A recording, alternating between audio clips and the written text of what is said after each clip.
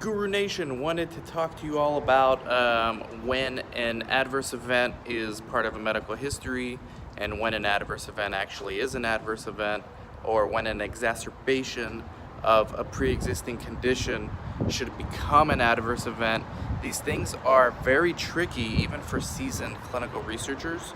Sometimes you need to get your medical monitor involved to find out. I mean, sometimes the PI would argue that something is a part of the medical history when in reality it's an exacerbation of a pre-existing condition in the medical history.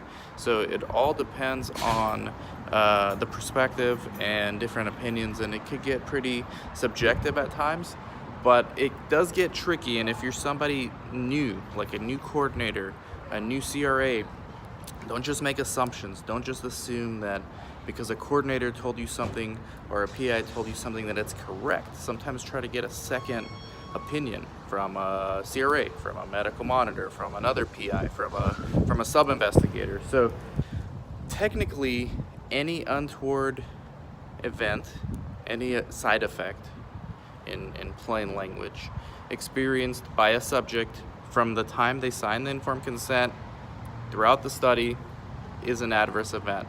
Now, if it's a pre-existing medical history and they just get symptoms of it that are recurrent, it's not an adverse event. But if the symptoms are stronger severity or more frequent, right, then it may be an exacerbation of an existing medical condition, which may be an adverse event. So I'd love to hear from you guys in the comments. How do you deal with these situations? And just pay attention next time you're at a site as a coordinator, as a PI, as a sub-I, or as a CRA. Take care.